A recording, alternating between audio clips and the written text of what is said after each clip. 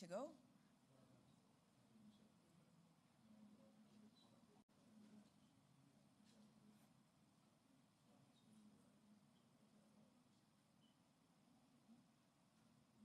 Good morning, Jamaica, and good morning to everyone who is watching this press briefing from around the world. It is Thursday, October 30, 2 days after the passage of Hurricane Melissa. And we all know it's been devastating seeing the scenes in Western Jamaica. There are entire communities that seem to be marooned and also areas that have been flattened. I think the entire Jamaica is really broken because of what has happened. But we remain resilient. We are working to get to those who need as much assistance as possible. And I will give you some updates right at the beginning. I know some of you go off at 10:30 for other programming that's not as important. So I'm going to try to get through those updates very quickly. But I have to acknowledge persons in the room. Where this morning you're going to have the Honorable Favour Williams, our Minister of Finance and the Public Service. You will also have the Honorable Desmond Mackenzie, our Minister of Local Government and Community Development, the Honorable Daryl Vaz, our Minister of Energy, Telecoms and Transport, the man working to get the lights back on and holding our energy partners very much responsible and holding their feet to the fire. The Honorable Matthew Samuda, Minister of Water, Environment and Climate Change, who will update you on the water situation. The Honorable Nestor Morgan, our Minister with Responsibility for Works, updating on roads. We'll also have the Honorable Andrew Wheatley, our Minister with Responsibility for Science, Technology and Special Projects. And he's going to be bringing us some updates on some issues we're having in the online space. We have several permanent secretaries here. We acknowledge them. I know we don't have much time today to go through everyone, members of the media. We also have with us some special persons. We cannot do this recovery without partnership and without international support. And we have some persons here with us who are indeed Jamaica's brothers and sisters, and those are representatives from the government of the Cayman Islands, and I have to acknowledge them. We have the Honorable Andre Ebanks, and I'd love you to stand so they can see you, the Premier and Minister for Financial Services and Commerce from the Cayman Islands, and he has a team with him. They came in this morning. They flew in one of the first flights to come to Jamaica with supplies to assist the Jamaican people. They had generators, medical items, meals, and they're going to be doing more. They've said they're going to do much more, and we're so happy to have you here this morning, and we thank you for your partnership in this very difficult time for us. We also have several ministers here with us. We have the Honorable Nicholas Da Costa. We also have the Honorable J. Ebanks. We also have, the entire Cayman team seems to be here. We have the Leader of the Opposition, Mr. Joey Hugh, is here with us. And we have the Honorable Consul, Dr. Joseph Mazuka. He's here too. He's organized all of this. And we also have Sam Rose, the Cabinet Secretary in the Cayman Islands. And so we thank you all for being here. And again, I say good morning to everyone. I'm going to give you some initial highlights in terms of updates, but the ministers are here and they'll give more specific updates. These are very important updates, and I ask you to listen to the official sources of information. There's a lot of info online. Some of it is true, some of it is not. So please pay attention to official information. And so yesterday, several ministers were out doing damage assessments. I know all the members of parliament were also. In addition to that, our Prime Minister, he did aerial tours and ground tours yesterday in parts of Western Jamaica. The Prime Minister today will attempt to do Trelawney, Westmoreland, and Hanover. So yesterday we were able to do some of St. Elizabeth, we were able to do some of St. James, didn't get to do everything that we would have wanted to do because sometimes the helicopter could not land because of the devastation. And so today, based on the weather, and as you know, we can't send the helicopters up if the weather is not good. And so we have to always bear in mind safety. So we'll continue some of that work today. And the Prime Minister, as I said, will attempt today to go to Trelawney, Westmoreland, and Hanover because we have to see the damage that has been done there.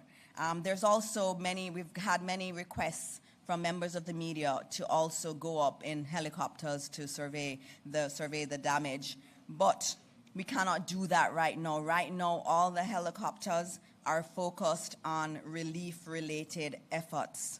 And so we cannot at this time do that. But we're hoping that by in the weekend, we'll be able to accommodate media. And so we'll be able to have some limited tours, if you want to call them that, or missions where we take members of the media to see the damage by air. I'm going to go now into some updates from the Jamaica the JCF and the JDF, but primarily the JDF. The JDF, or military, is doing quite a lot of work, and I just need to note they have activated a humanitarian and disaster task force, and they have several disaster assistance teams that are working, 3 different teams. Yesterday, they started the work to get to Westmoreland. They are cutting their way on foot through blocked roads, by foot. This is not easy work. So they were able to get to Black River through a lot of very difficult work and difficult conditions. They were also able to do Luana, Middle Quarters, and New Holland. They got to Holland Bamboo yesterday, and they encountered lots of problems there. As you know, these beautiful bamboo plants, they're entwined, and they've had to be cutting through, and they've had to pull them out, use equipment. Sometimes it's machetes that they're using to get through them, and there are hundreds of bamboo plants that they're trying to get through. They did not finish it last night. They are back at it this morning to try to clear the road. Now, let me be clear. That is not full opening of the roadway. What we're trying to do is to get a corridor that relief vehicles, emergency vehicles can go through. So we're trying to get one lane cleared. Now, we are hoping that will be done by this morning. The JDF team started again, and they are working very hard to do that. And we'll get more information to you as the road is cleared. They are working to get additional equipment, and of course they need petrol to operate these equipment and fuel. And so they're coordinating that so that as they get in, they can also go into other remote areas. So they're trying to clear the main roads, and then they will look at the other roads. They're also, the JDF, or Jamaica Defense Force, is also doing air response. They have been taking patients from Black River. So they've been doing casualty evacuations from the Black River Hospital. A lot of people are worried about that hospital, so they have been doing that. They've also started this morning to move some of the pre-positioned food from Up Park Camp, which is our military base, and they have started that. Just also to note that the JDF would like us to know that they're going to be doing patrols in the affected area. These are disaster areas. And so we need to note to everyone, even though we're clearing roads, especially in the most affected areas, stay off the road. We need the emergency vehicles to pass. We're opening it for the ambulances. They're also coordinating their ambulances behind that team that is going by foot, opening the roadway. There are ambulances behind them trying to get to the affected. I also have to note also that we are, and I don't see it here, so I'm going to have to find that one. I know one of the questions had to do with casualties, and I have an update from the JDF in relation to that, and I should give that to you. They have dedicated a helicopter to locate and coordinate the collection of any bodies that may be there. We get a lot of reports about potential bodies. We're not sure. They have to verify this, and so we have a helicopter that's been dedicated that is going to be doing that really, really very difficult work. Obviously, we continue to pray that we will not have to recover many bodies, but just know that the JDF is doing everything they can to get there and to do what is necessary. And so we will give you more updates on that as we go along. I also have some other updates for you in terms of flights. You would have heard that the airport opened, and Minister Vaz will speak a little bit more on that, and that's why the Cayman team was able to be here. But in terms of Kingston Harbor, there are many entities that want to ship goods to Jamaica, and so the process of reopening the harbor started yesterday, and so the harbor is open. So let's talk about KFTL. Most of their berthing systems are intact and sound. There have been minimal damage to cargo, and so we expect that this morning it did happen. The harbor master declared the harbor open, and vessels can now come in. So KFTL and KWL will commence unloading of vessels and delivery of cargo. They started that at 7 a.m. this morning, and so the ports are opening. We also should note the waiving of storage fees until November 2.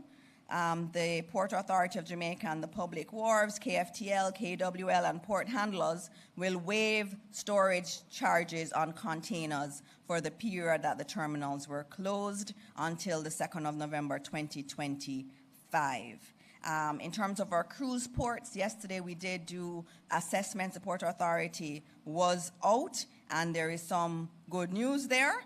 In Ocho Rios, the cruise pier can accommodate vessels beginning tomorrow, the 31st of October 2025.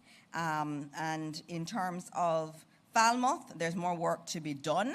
The town was badly affected, but in terms of the cruise pier, there was some damage, but not extensive damage. So we should soon be able to bring that up, and we'll give you more updates on the Montego Bay Cruise Terminal. The Port Royal can accept vessels from tomorrow also, October 31. And in terms of Port Antonio, it too can accept vessels from the 31st of October. I have some other updates, but I'm going to go straight to the ministers. I'm going to begin with I'm going to start with Minister Darrell Vaz, who will come and give you an update on the utilities and also his work with the telecoms providers. Minister Vaz.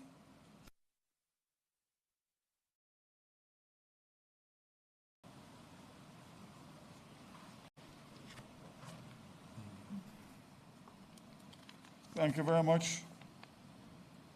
Good morning to everyone, especially our friends from Cayman, Premier Leader of the Opposition Ministers.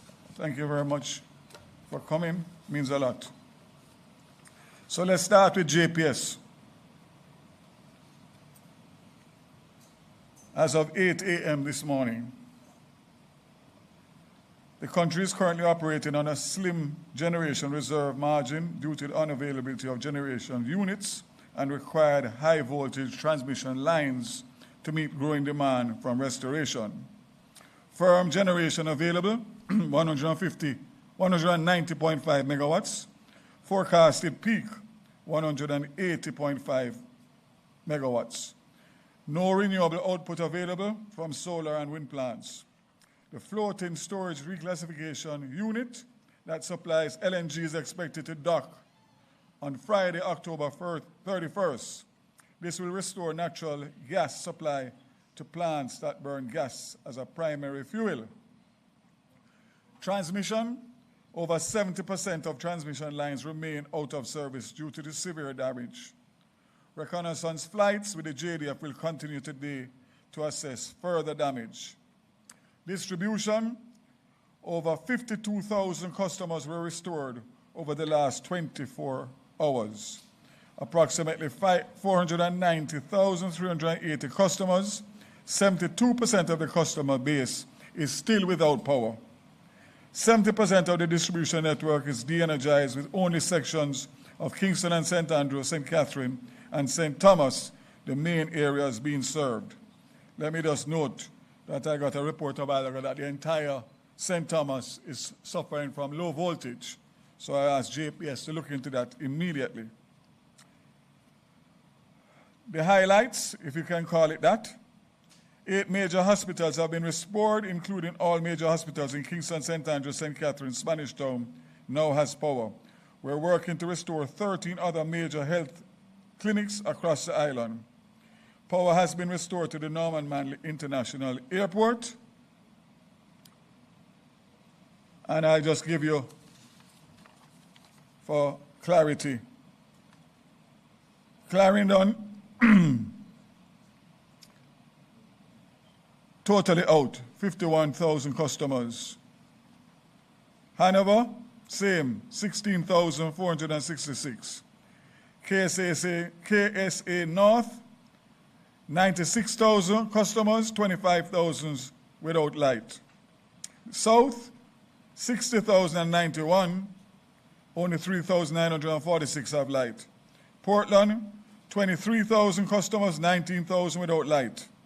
Portmore, 52,000, 31,000 without light. St. Anne, 46,000, all up without light. St. Catherine, 86,000, 50,000 without light. St. Elizabeth, 45,000, all out. St. James, 62,000, 61,000 without. St. Mary, 30,000, 29,000 without light. St. Thomas, 20,000, 4,657 without light. Trelawney, fully out at 20,712. Westmoreland, 34,000, all without light. So total customers out as of October 29th is 542,000, and customers restored over the last 24 hours, 52,000, leaving 490,000 without power. So we understand the frustration, we understand the anxiety, but we ask for your patience. The Universal Service Fund in the Western region has 7 public Wi-Fi hubs and 112 community Wi-Fi hotspots. All are down due to hurricane damage, power loss, and ISP service disruption. In the interim, deployment of Starlink satellite-based internet systems to provide immediate broadband coverage in key communities while terrestrial infrastructure is restored. Installation of solar-powered hubs that can support Wi-Fi access and device charging for residents, enhancing community resilience and access to communication channels during restoration period. We all know how important communication is in a time like this. There are people who still have not been able to make contact with their families, their loved ones, their friends, and road access is still impossible. So you can imagine the deep, deep sense of worry that is widespread across Jamaica. Some good news. All 3 international airports are now open for relief supplies. We are expecting 9 flights. Cayman was the first this morning. Thank you again. And we expect 9 relief flights into Norman Manley. We expect 2 into Ian Fleming through American Airlines. And we also expect 2 into Montego Bay this afternoon with the operators of the airport, GAP, sending from Mexico 2 cargo jets with supplies and also, obviously, technical support for the airport. Better news, if we can call it that. Norman Manley International resumed operations this morning for commercial passenger, and we have 1, 2, 3, 4, 5, 6, 7, 8, 9, 10 flights in and out of Jamaica today. We have Cayman Airways, Aerojet, American, 2 flights, Caribbean, Copa, Air Canada, JetBlue, Cayman. So Cayman would have 3 actually, and Copa would have 2. That's arrivals. And of course, those same flights will depart. So Norman Manley is back up for all intents and purposes and will continue. I'm expecting that Ian Fleming will also accommodate flights today, both relief and passenger flights. And as we know, the Montego Bay Airport is receiving relief, and I'm expecting to announce in a matter of hours the commercial operations limited to restart tomorrow. As I said before, in terms of the Montego Bay Airport, you have two terminals. Terminals with gates 1 to 7 had some roof damage and flood damage, so we will take those out of service and use 8 to 19, which should be more than sufficient based on the fact that we don't expect a large influx of flights outside of relief and obviously limited flights to come into Jamaica. So, let's see what else I can give you. The regular airdromes have some damage, but will be reopened. Telecommunications, very important. As of the 29th, Flow's telecommunication infrastructure is demonstrating resilience and readiness. Mobile emergency service, over 67,000 unique subscribers have utilized Starlink. SMS emergency service is available in the last 2 days. 30% of sites are operational island-wide. Urban areas showing better performance. Kingston 65%, St. Thomas 75%, St. Andrew 63%. And top mobile sites, 274 are up, 520 are down, which means 35% are up. The JUTC rolled out 175 buses this morning in the Kingston metropolitan area, Spanish Town and Portmore. Those buses are going to stay on the routes, the rural routes, West Rural and East Rural. The road conditions and damage are bad, so we're unable to get into those areas. And the Rural Express, JUTC Rural Express, will discontinue the Negril service until obviously access is accessible. I think it's important, Minister Dixon, that going forward on a daily basis we indicate to Jamaica which roads are open so people don't go trying to get to their loved ones and have to turn back. So I know work is being done, but it's important that we give that information on a regular basis so persons don't head out without being able to reach to their final destination with food and their loved one. As you said, the harbour master has given the go-ahead to reopen, and of course we're just waiting on the wharfs to do their checks to make sure that all is okay with that. There was a update from Digicel.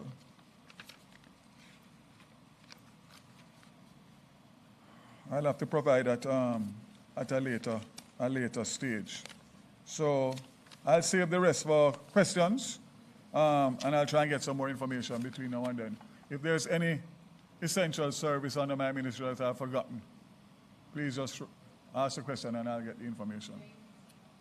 JUTC and Montego Bay Metro, both are serving as best as possible.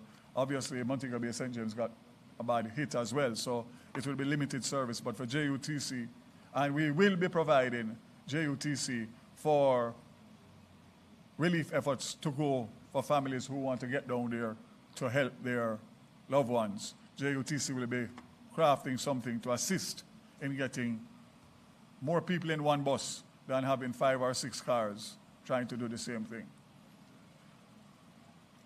In closing, let me just say that I ask everybody, every single citizen of Jamaica to make time, 5 minutes, 10 minutes, 15 minutes, an hour, to just dedicate some prayers for those. Thank you. Thank you very much, Minister Vaz. You've heard the situation with telecoms, and know that we know there are many people who are trying to reach their loved ones by phone and are not getting through. And so it's a priority for us to get some more avenues for telecommunication between family members. And I'll tell you, I remember Hurricane Ivan. My mother was in Cayman. My grandfather was in Cayman. I didn't hear from them for days. I was a wreck. So I know there are so many people in Jamaica all over the world that I know your heart is breaking because you've not heard from your families. And so please know that the government is doing everything we can to get to them. And that's why our soldiers, and they were working with regular civilians, just came out and said, we want to help. And they're going by foot, trying to clear the roadways. And so we are going to get to them. We're going to get to every community. It may take a little time, but we're going to do it as quickly as we can and get aid and food to all those who need it. All right, I'm going to give you a quick update on education. I mean, a lot of people have asked about schools. In the areas that were not badly affected, we're in Kingston, and when you drive around Kingston, you see some fallen trees, but it's not bad at all. That's not the case in other parts. So where we know that schools can resume, we will be doing so on Monday. But a lot of our schools do not have electricity and they do not have water, even in places that weren't as badly affected. And so we're doing the assessments and we are looking at an emergency plan. I've asked Senator Marlon Morgan to work primarily on this emergency plan because we're going to have a plan for children in Westmoreland, in Hanover, in St. Elizabeth, and in St. James. And so we are working through that and at the appropriate time. Right now, it's about getting food to individuals. It's about getting those who may be injured assistance. It is not the time really for those concerns, but we are starting to think about it and we will give you updates at the appropriate time. I know we have some other ministers who should be reporting. They are out in the field. They're on their way here. We have Minister Samuda, who is going to come and speak about the water situation and also some updates on some discussions with the private sector around mobilizing food that is already in Jamaica, and he's on his way here. We also have coming to join us, we should be having Minister Morgan, who will give you a further update on roads. And we have, oh, you're here. Okay, so you can go next. I didn't see you walk in the room, so. Okay. All right, so we are going to go into the update on roads. And then we have Minister Samuja just walked in from his meeting with the private sector. Thank you for being here, ministers. So we're going to go in that order. Minister Morgan, you will come now. And then we'll have Minister Samuda give his update. And then after that, we are going to have Minister Wheatley, who will be talking through some concerns we're having online with a lot of scamming happening. And so we do have to address it here this morning. And then we'll close with Minister Mackenzie's update from the Office of Disaster Preparedness and Emergency Management. But before that one, we also have been getting a lot of questions about the cat bond. This administration did quite a great job, Minister Williams, in trying to build in some resilience into our economy. And we are going to have to get an update from you. I don't know if you want to come now. Would you like to come now on the cat bond? Yes, I know. The Cayman team is going to have to leave, and so you may see some activity. They do have to get back to the airport to leave. All right, so I'm going to have Minister Morgan, and then we can continue with the rest of the press conference. Minister Morgan?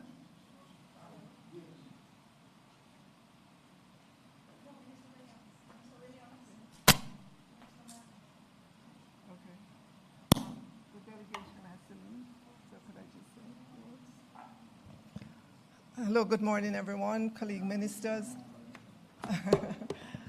All right, no, I'm not Minister Morgan. But let me say good morning to colleague ministers, permanent secretaries, ladies and gentlemen, members of the media, and to say how very delighted I am this morning to be here with the Premier from the Cayman Islands, the Honorable Andre Banks, and his delegation. I met them at the airport this morning. I welcome them, having heard and seen the footage about Hurricane Melissa in Jamaica. They jumped on a plane and are here this morning. So I'm going to give a minute to the Premier just to introduce your team or just to hand over. Okay.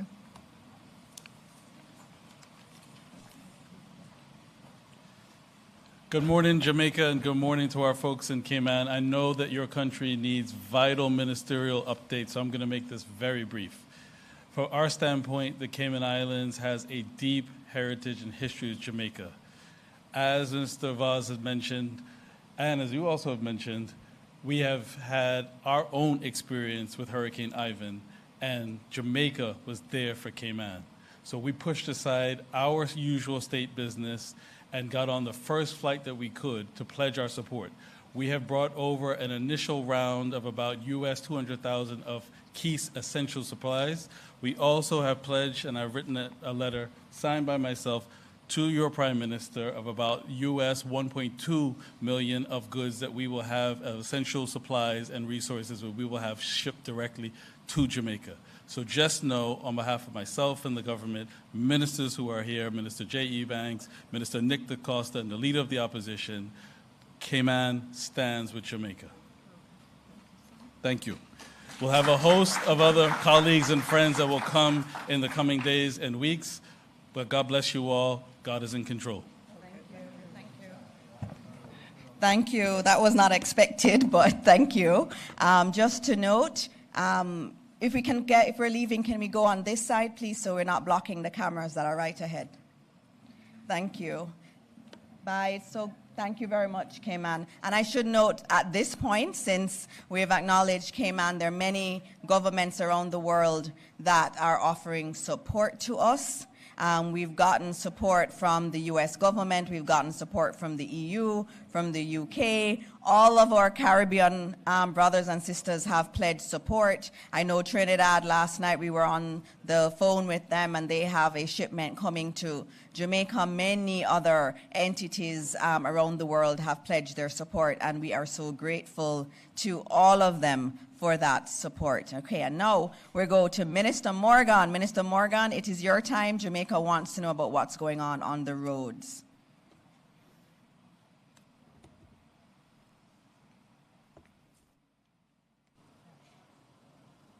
Thank you very much, Dr.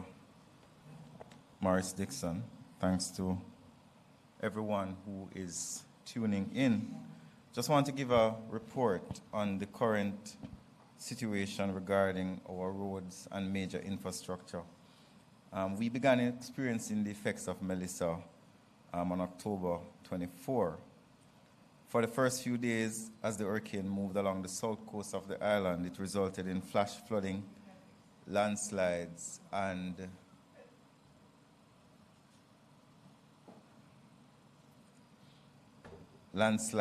block drains in several parishes, especially in eastern and in central parishes. On October 27, the hurricane made landfall along the western coast of Jamaica, resulting in a significant damage to roads and other infrastructure, particularly on the western parts of the island, Westmoreland and South St. Elizabeth, South Manchester, and in some places in Clarendon. It also had serious impacts in Trelawney, Hanover, St. James, and St. Anne. Based on the reports received up to early this morning, more than 151 roads have been reported affected island-wide. Of this amount, 134 are still blocked. We have fully cleared 11 roads, and we have partially cleared to single lane 41 roads, and we continue to work on 82. So let me repeat that. 151 roads are affected. 134 were blocked or are still blocked to some extent. And we have cleared 11 fully, and 41 are single lane, while we're still working on 82. Now, based on our mandate at the National Works Agency, our central role is the immediate activation of our various parish offices to mobilize equipment and personnel to clear blocked roads and restore access to communities. Primary consideration has to be given, based on our mandate, to corridors which include health facilities such as hospitals and clinics and health centers, airports and seaports. And I'll speak about airports. One of the first things that we did on the night that the hurricane left was to send a team along with the JDF. The team included the CEO of the National Works Agency at 11:30 in the night to examine the Palisados road so that we could demonstrate that the road was safe for the opening of the airport. So that's one of the things that we did immediately in the aftermath of the hurricane. So we have to give access to shelters. We have to work with the Jamaica Public Service Company to give access to power lines and so on. But we also have to wait on the Jamaica Public Service Company to tell us that this line is no longer live and we can clear it. Across the island, a large percentage of the Jamaica Public Service facilities are lying on the road. The contractors cannot touch those power lines without the Jamaica Public Service Company saying to us, it is safe for us to do so. So we have a very close relationship with the Jamaica Public Service Company. So many persons would be calling and saying, the NWA tractor is sitting there waiting. It is waiting because for safety purposes, we can't touch the line unless we get a clearance. Even though it may look like there is no power, our contractors cannot be sure. We have to provide access to cell towers to ensure that Jamaicans have access to telephony. We have to provide access to major road corridors. For example, this morning, we are working on the North Coast Highway, where there are several areas, particularly near Pear Tree Bottom, where there is silting on the road. There's also a boat, a large boat, that is across the road on the North-South Highway that we're working to clear. We have to examine major infrastructure, such as bridges. We have to look at the Sandy Gully Bridge to make sure that it is ready to take heavy traffic again. We have to look at the Maypen Bridge, the Yallas Bridge, all of these things. And not only do we have to look at the bridges, but we also have to work in collaboration with NWC, because a lot of the bridges also carry important utilities such as water line on them. So it's a collaborative approach with the government.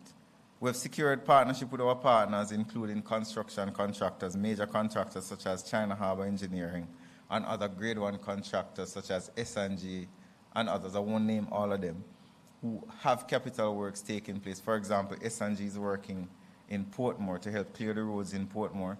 China Harbour is working in St. James to help to clear those roads in St. James. And all across the island, we have engaged not only contractors at the grade 1 level, but also lower level contractors and also equipment owners island-wide. And they're working specifically in South St. Elizabeth.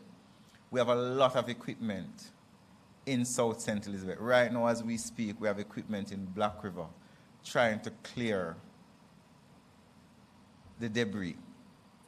But let's give an example of what is happening in South St. Elizabeth. There's 4 foot of sand on the road adjacent to the sea that is not going to be cleared in 24 hours. 4 feet of sand stretching for over a mile is going to require significant haulage, significant heavy equipment. So 24, 30 odd hours after the hurricane, our contractors are active, we are active on the ground.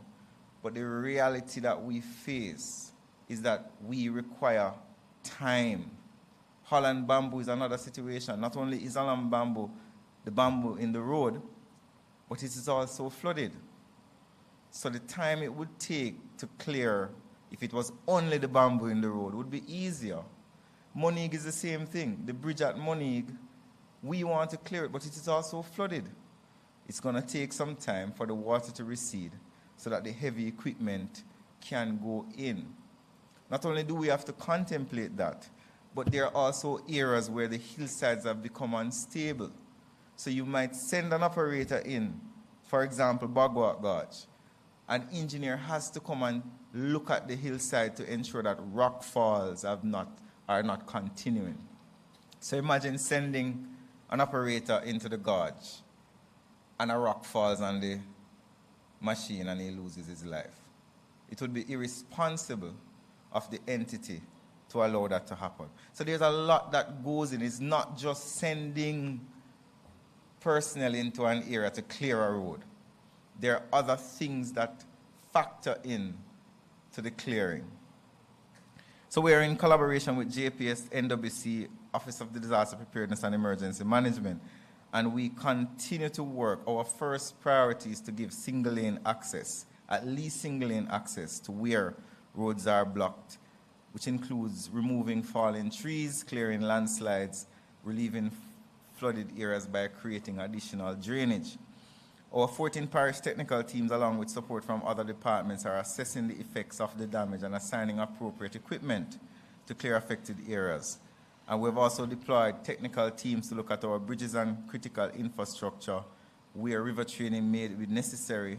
We're also engaged with our coastal experts. For example, we're engaging with Smith Warner to look at our revetments across the island to ensure that they are stable. We're also looking at our gully network island-wide to ensure that even though the rains have stopped, are there gully walls that have now become unstable that may pose a risk to life for people who live close to gullies. We also have to be looking at our traffic signal network island-wide. A large portion of our traffic signal network is down, so we have to be doing assessments of that as well. Several communities, especially in western parishes, which were impacted by the hurricane, have seen a significant number of their drains destroyed. We continue to conduct assessments and create access where inaccessible areas exist so that our technical teams can look at the damage that exists there and solutions can be made. The works to achieve the access are being undertaken by private contractors who are part of the agency's framework. At the beginning of the hurricane season, we would have put out a call to every single contractor who has a public procurement certificate to ask them, if there is a disaster, do you wish to participate in recovery? Our first call is to the contractors who responded of their willingness to put down their equipment to absorb some of the cost of clearing and holding strain until we are able to stabilize and pay them. 24 hours to 30 odd hours after the event, we are still clearing roads and restoring access island-wide, and hence we are not able to provide a full cost as yet as to what the impact has been. Our targeted approach is multi-pronged. Reopening of blocked roads first to at least single lane, restore drivability of main thoroughfares which have been scoured, assessment of critical infrastructure for safety, bridges, gullies, rock revetments, and river training, assessment of traffic signal network, collaboration with our partners, JPS, NWC, our telephone companies, OPM, and our municipalities, and also giving regular updates to the nation as to where we are in clearing and assessing. Thank you very much, Minister Dr. Dana Morris-Dixon. Thank you. I know your teams are out there. I've seen them, and I know they're definitely working in the most damaged areas also. We're going to now have the update on the water situation, and we have our Minister of Water, Environment and Climate Change who will now give his update on that, on other things too. Thank you, Minister Dixon, colleague ministers, heads of agencies, PSs, members of the media, members of the public who are watching and listening. Just over 30 hours post the all clear being given, NWC has the following updates as it relates to their supplies. The Mona and Hermitage systems are currently operating via generator, so you would note that you're getting sporadic supply as opposed to no supply in those areas.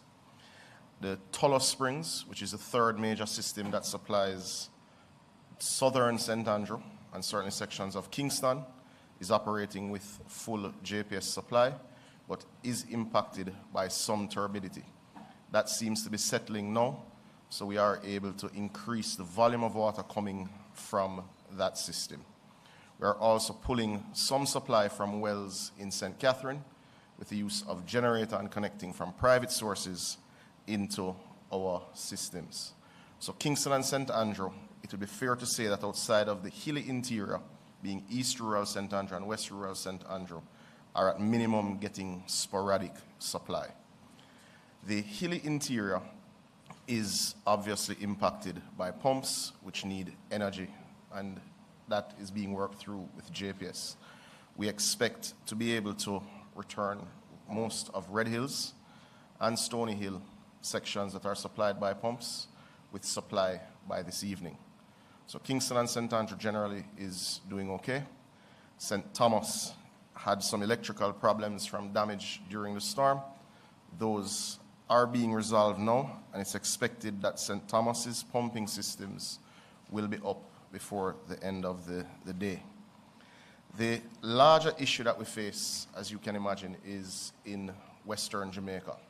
I'll start first with the Northwest. Something that we hadn't contemplated or certainly had hoped wouldn't happen has indeed occurred. The Great River water system is on the boundary of St. James and Hanover. Its intake pipes were dislodged and washed away in the storm. The Great River water system serves just under about 35 to 40% of St. James and most of Hanover up to about Logwood. So you understand the disruption that this will indeed cause. Contractors have already been mobilized. The pipes are already on site.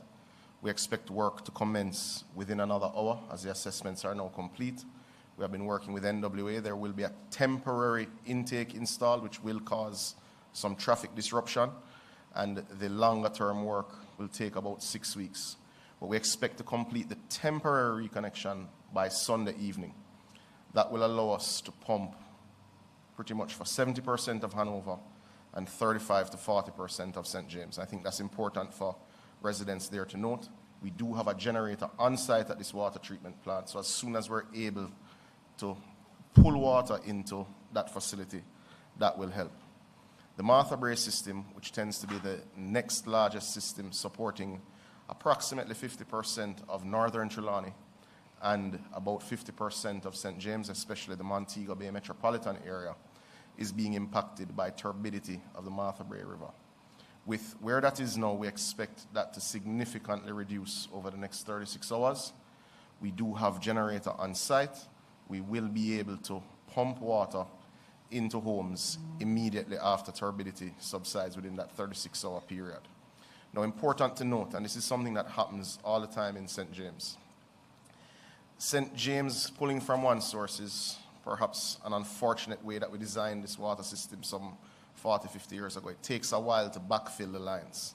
So every time there's a break on the line in anywhere near Iberia Star or any of Coral Gardens where there tends to be line breaks, which is why we're replacing that line, it takes approximately 1 week to backfill those lines.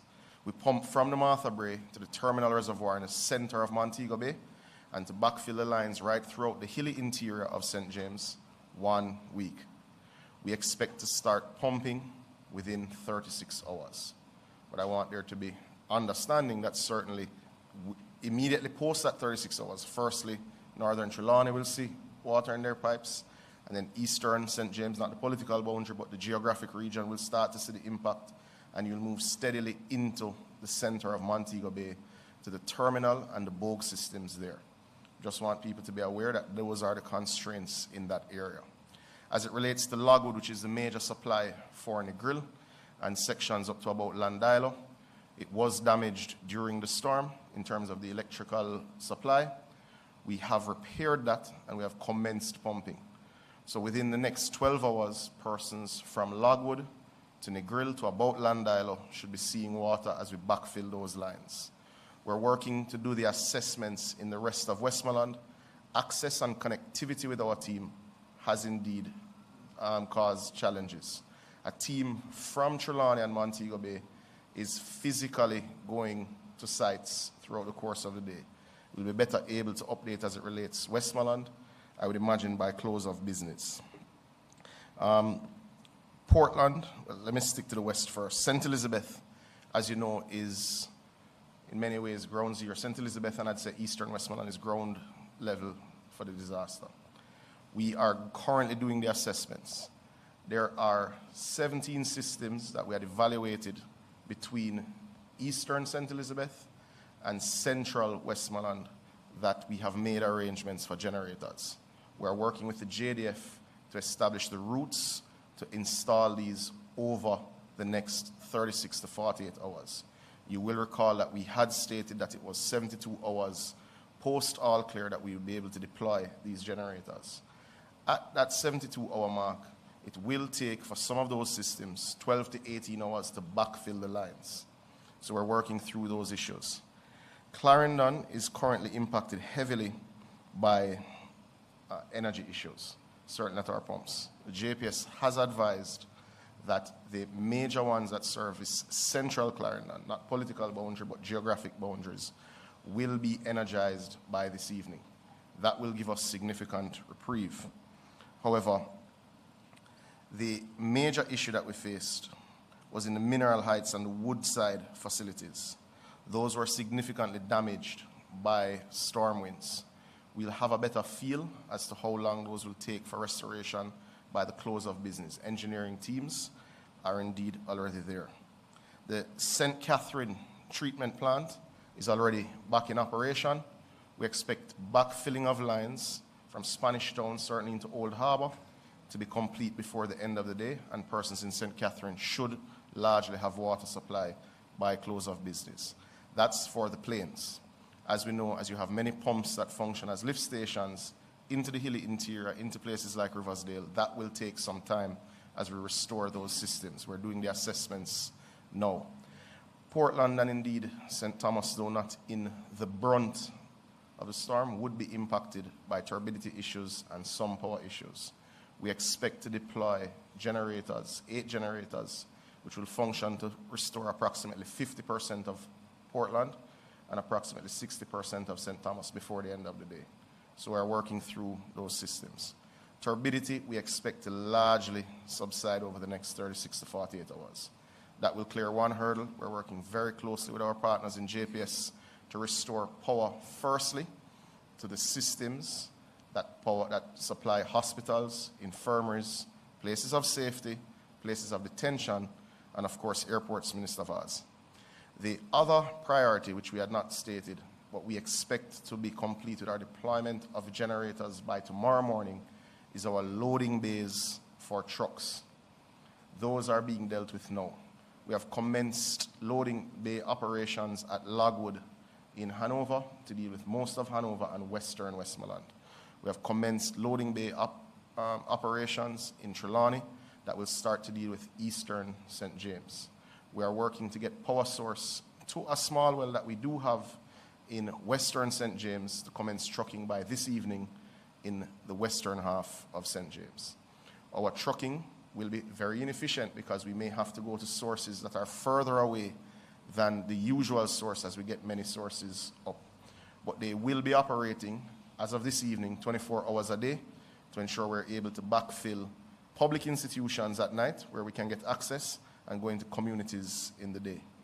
We are pushing very hard to deploy our generators and to work with JPS to hit our 70% target by the 72-hour mark of restoration for customers.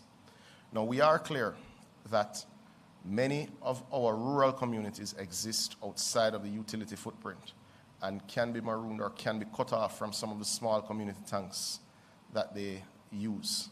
We have done an inventory of all the trucks that exist in the NWC license system, and we have mobilized those truckers to the stations that they can load, and we expect to be going into deep rural as well as into urban centers. We'll provide a further update, Minister Dixon, by way of some mechanism that me and you will agree this evening, perhaps around 6 o'clock, as we expect to have more progress at that time. Thank you.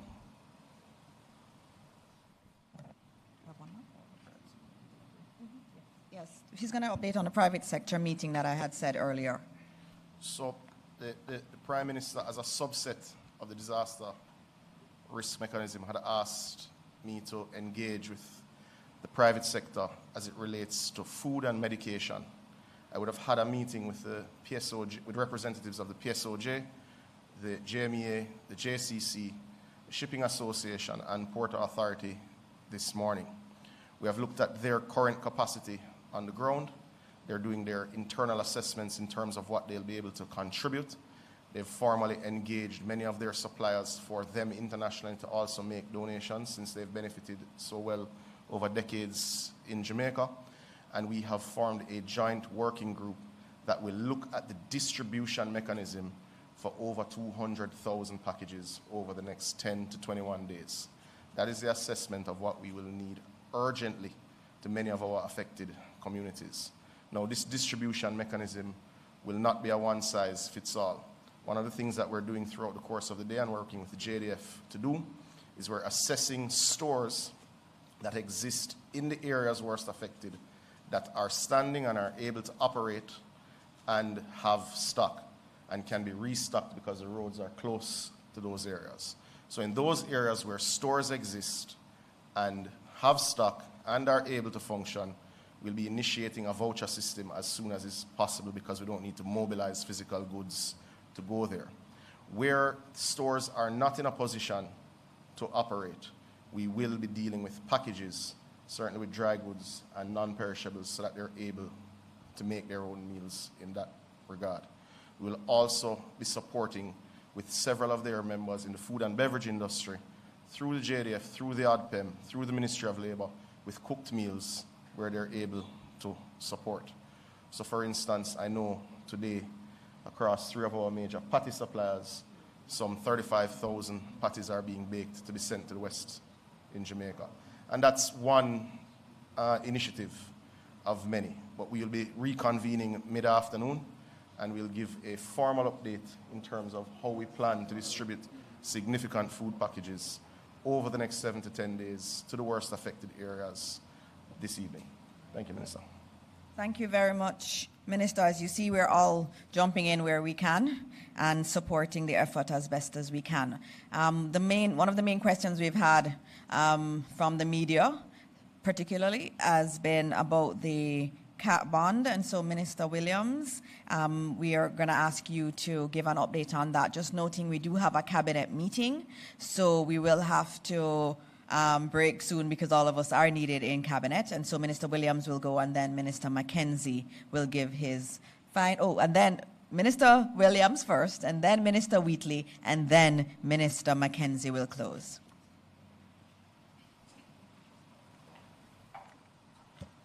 Good morning again, everyone.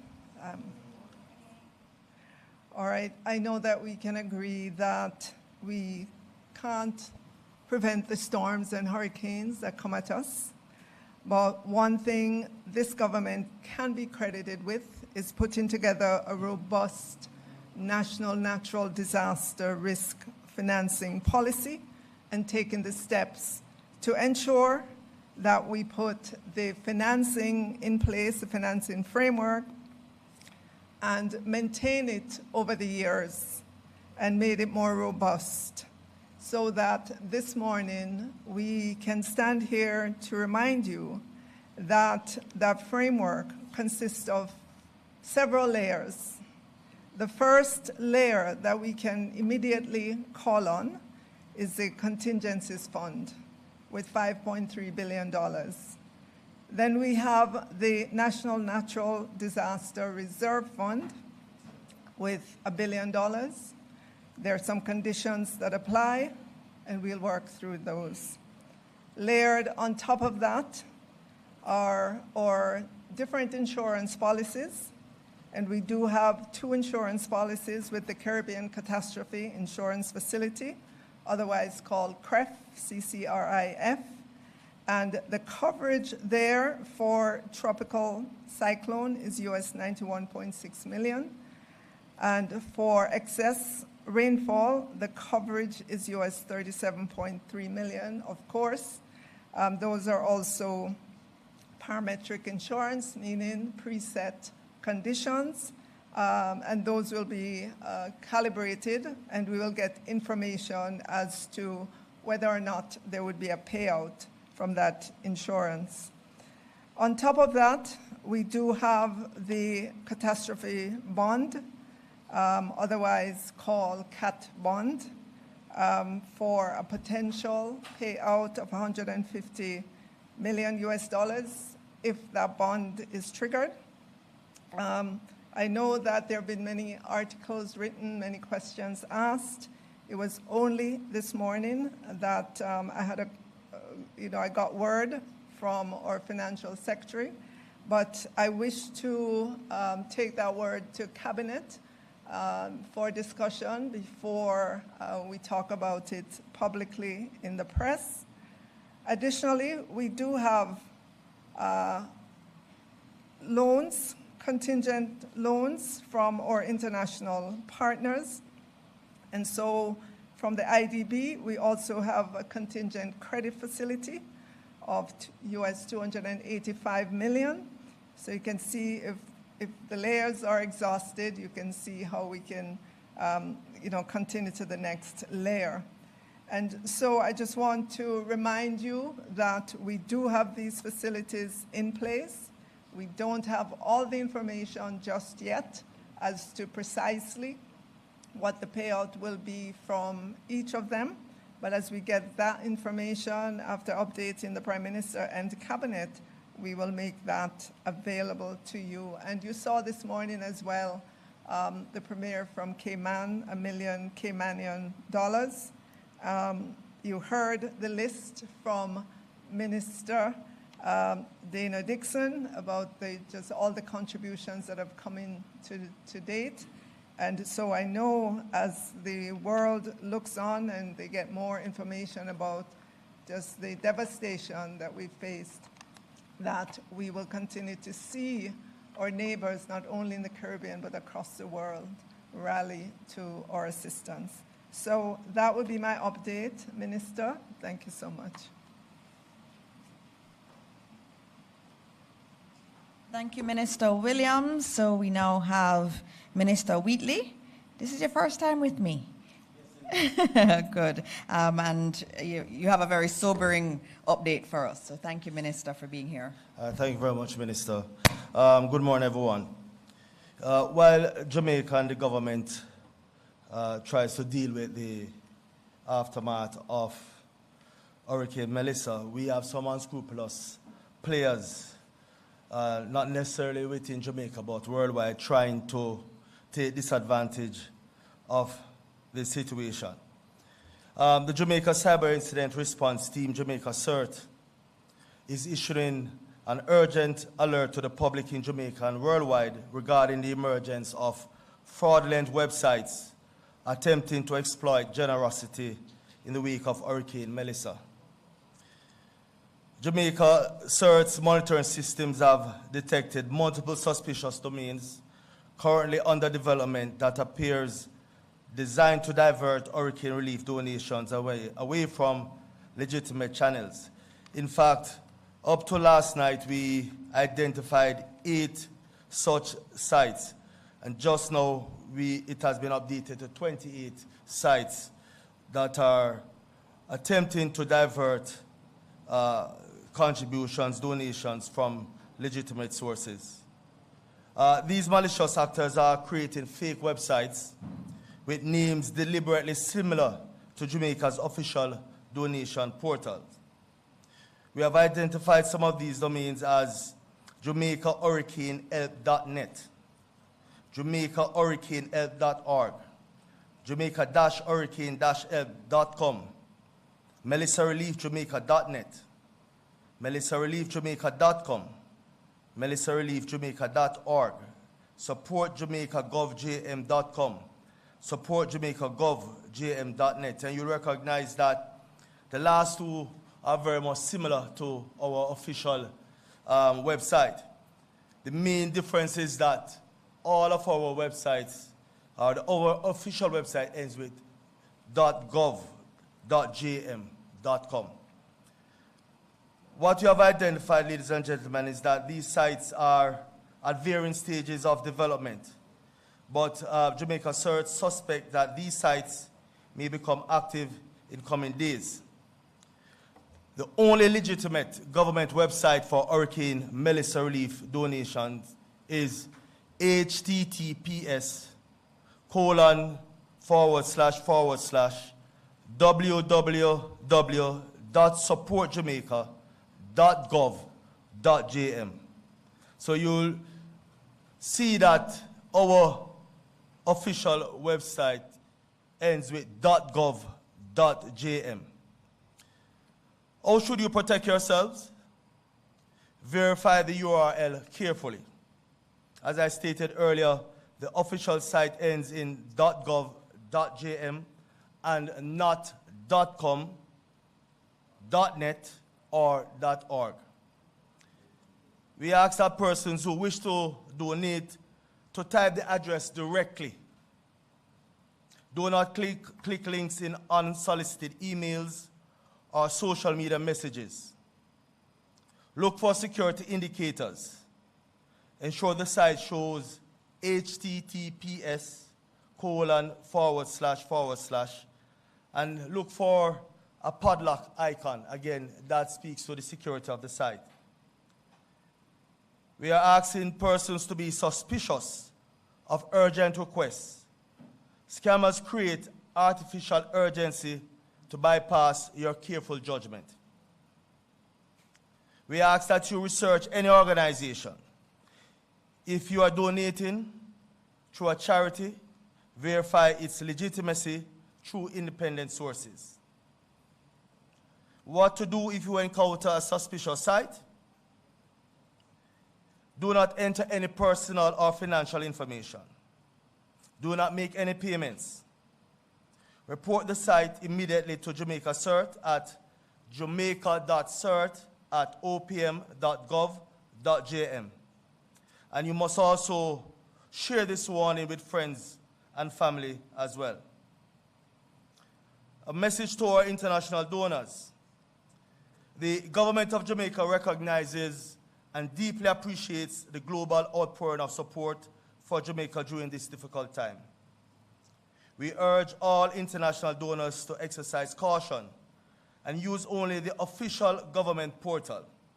Your generosity should reach those who need it most, not criminal enterprises. Jamaica CERT continues to actively monitor for additional fraudulent domains and is working with international cybersecurity partners and domain registrars to shut down these malicious operations. Again, the public will be notified on a continuous basis of any development in this area. Ladies and gentlemen, Jamaica, Hurricane Melissa has caused significant damage across Jamaica, and the need for legitimate assistance is real and urgent. By staying vigilant against these scams, we can ensure that charitable donations reach the Jamaican people who desperately need support.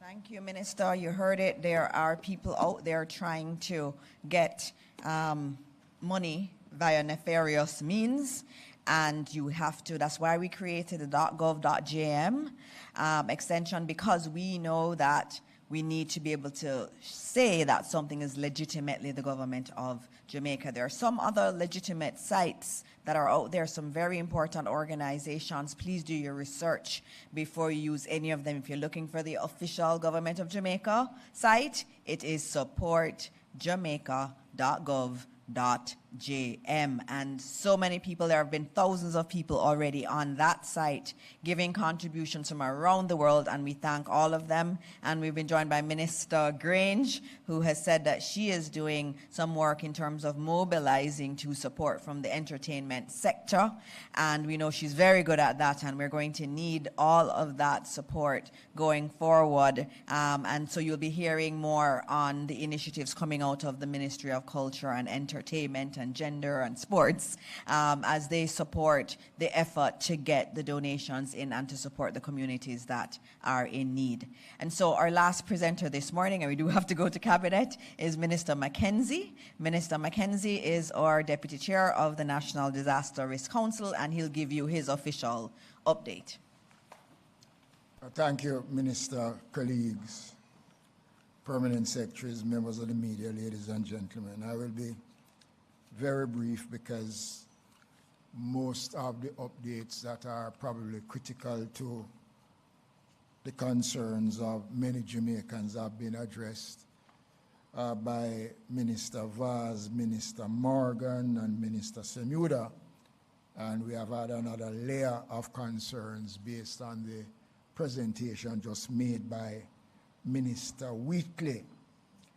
I just want to quickly give an update on the state of our shelters and to advise that presently we have 521 shelters which are fully in operation. Now, the numbers in the shelters would have reduced substantially over the last day because many persons who went to the shelter out of precaution have left those facilities and have gone back home. So we are down to about 13,000 persons within shelters. I know we can't speak specifically to the 4 parishes that has been devastated because the communications with those parishes is very difficult.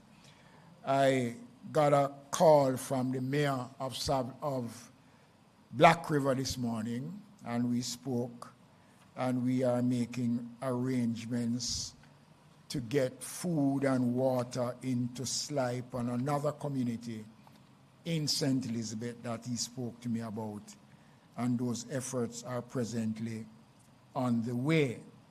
Just to advise the country of the 6 most severely impacted parishes: Manchester, St. Elizabeth, Trelawney, and over Westmoreland and St. James.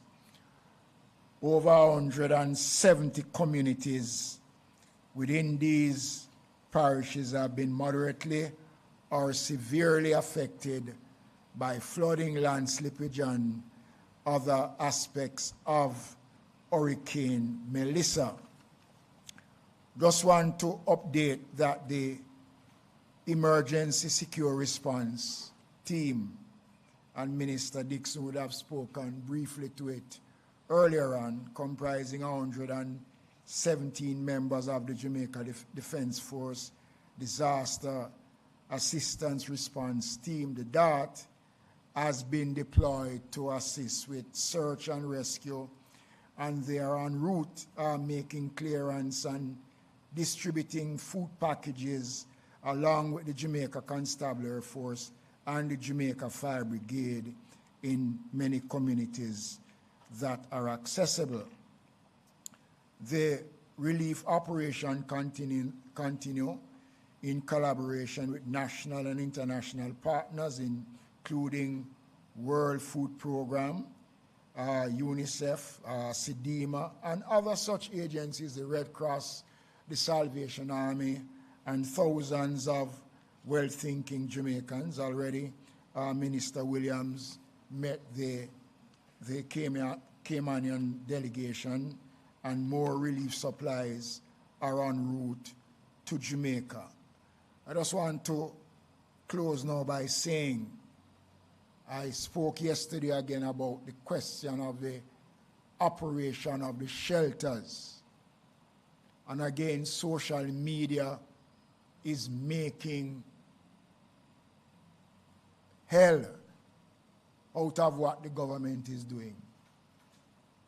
There is no truth that as of midday today, all shelters will be closed. That is not true. That is just not true. So the shelters will remain in operation, especially in the parishes that have been severely affected by the passage of the hurricane. We are making arrangements as I speak to get igloos with ice and water and food supplies to these affected areas. Over the next 2 days, a massive relief program between OPM, the Ministry of Labor and our partners will intensify to get relief supplies to the various communities. Later on, I hope we will be able to give a proper update on the number of deaths so far. Again, I've been hearing some stories that I don't want to repeat, and I'm not going to repeat those stories because the police have not confirmed those reports.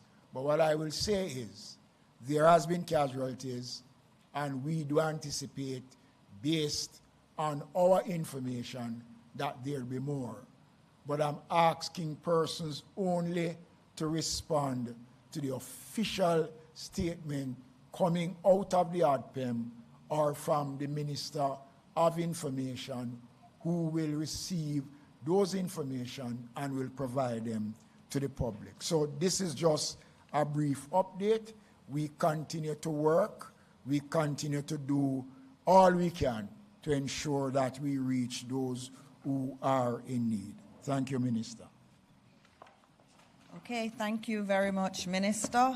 So you see there's a lot of work happening, and as I said at the top, the Prime Minister plans to, as long as the weather holds up for him, he will be going to see Westmoreland today and Hanover, and he will continue the flyovers of the interior, so some parts of Clarendon too, and Manchester, and Trelawney we'll also be able to look at. The helicopters are already up, JDF is up. We are actually starting to get food out into the affected areas as best as possible. We will continue to do that. I just need to note there are many international development partners and agencies that are working with us. The World Central Kitchen is one that is doing quite a lot of work. They've done over 100 million food packages around the world last year, and they are on their way to Jamaica. They actually have already started. I know they have a partnership with Island Grill, and they were distributing food already. And they came in this morning, Minister Williams is saying, and they're going to do some real good work with us. I know Hart will be working with them, with some of our trainees in the chef area. They did some yesterday, 6,400 meals yesterday, 20,000 today, and 100,000 per day is what they're trying to do. We also have some other partners who are coming in today with helicopters specially designed to deliver food in areas that are cut off. And so we're going to be able to drop food items, even if we cannot get there by road. We're going to drop food items in the affected areas. We are working hard to get food to people and water as is necessary. In terms of other updates that I'll quickly give you before we move on, I just wanted to note that I know there are some persons, in Kingston we've not been affected as much, and we're really very devastated for what is happening. I know there are teams right now of volunteers across the areas on the eastern side of the island that are packing goods at the Salvation Army that will go out to the communities that need it. Yesterday, I told you there was a team, there's a big team at OPM that's working 24 hours a day. Yesterday, we had some really great Samaritans just show up, good Samaritans show up. Michelle Smith from Chocolate Dreams, she brought brownies for the team there. Summer Palace delivered special lunch for the team there. Sugar and Spice dropped off cakes for them. We just want to thank Corporate Jamaica that is trying to just support all of the emergency teams that are working. We have a lot more work to do, and we are very grateful for all support that is coming in. I'm going to now move to the questions. I have some questions here. There was one again about bodies. We are hearing reports of dead bodies. We have to confirm them, as I said, and as I said, the police are going to be working on that. The JDF does have a helicopter that will be going out. We will retrieve whatever bodies there are, but we have to confirm them before we can give you any numbers, and we're actively working to do that right now. I have a question for Minister Morgan. So if you can just join me, Minister Morgan.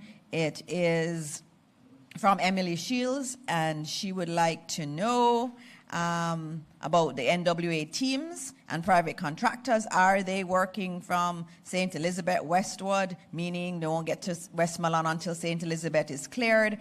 Is the NWA team working all over the country?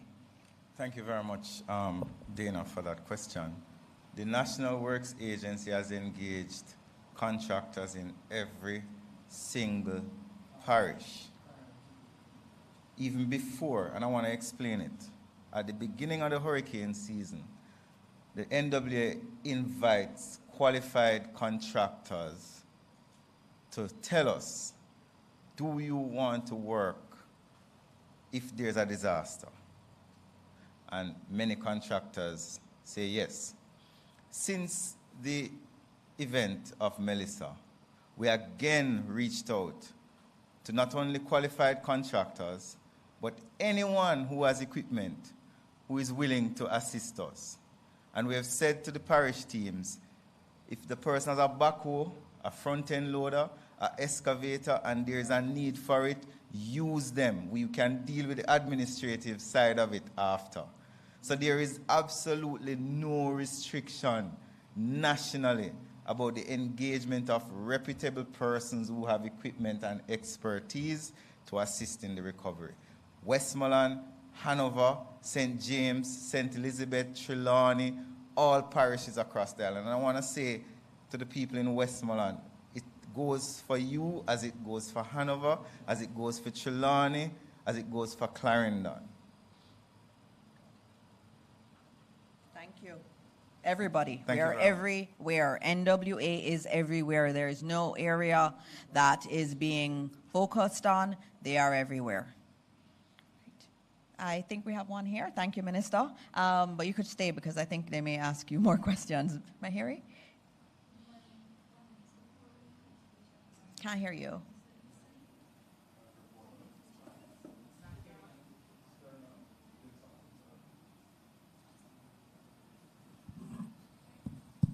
Right.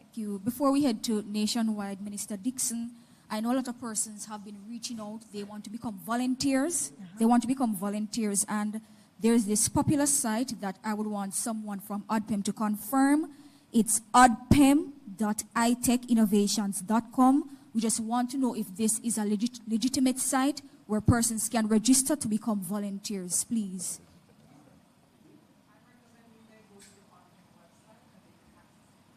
All right, they're asking That's that you not go to the- OPM. There's something that sounds weird, but There's we'll not. find out. That's Minister Mackenzie.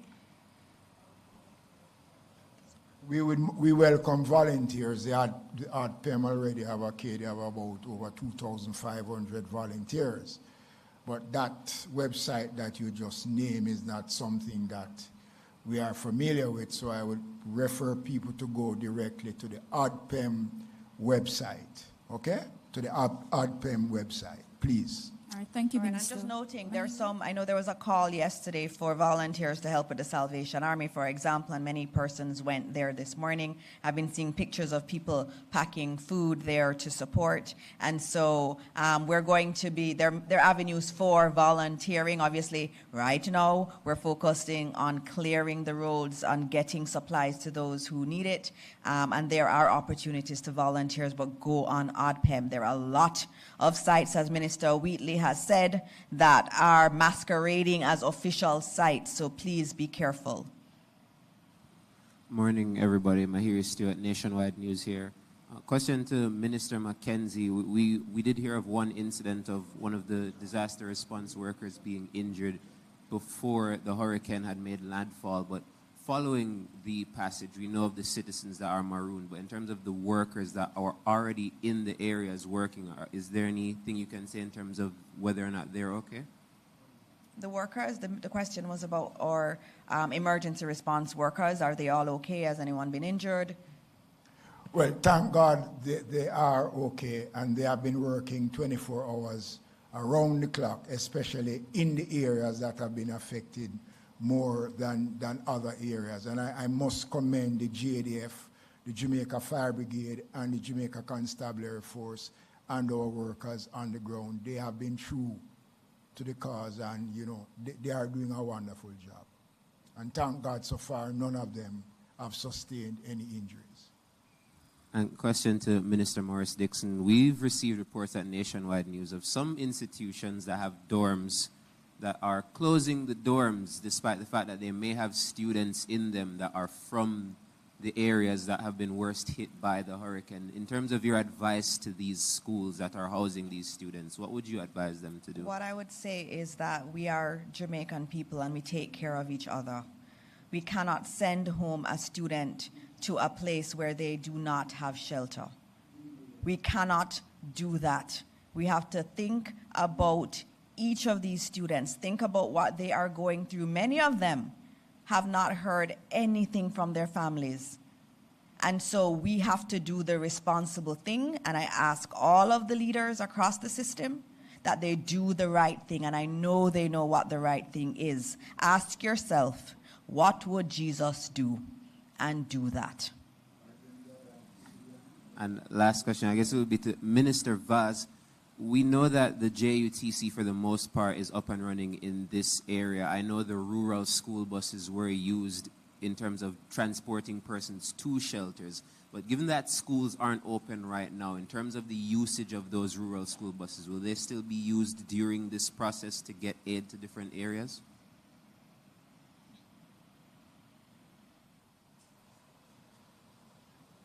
At this point, whatever, at this point, whatever is needed will be done. If that becomes a necessity, we will action it. All right. Thank you. I think those are all of the questions. As I said, we do have a cabinet meeting that we need to get to. But again, saying to Jamaica that the government is working really hard. All our emergency teams are out there. The JDF is out there. And what's so amazing is that so many Jamaicans have been going out to help the JDF team. We are trying to get to the areas that have been marooned.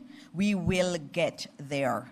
We also have equipment in that we are clearing right as we speak that can drop the food items and other supplies into communities that are marooned. We are going to get to every single Jamaican and give them support. So as we close, we thank you. We will be giving another update tomorrow. Stay tuned for that time, and we will run off to cabinet. But as always, let's continue to pray for those who are hurting, who are really, really deeply in distress today across Western Jamaica. Let's keep them in prayer, and let's pray for the entire country of Jamaica. Thank you.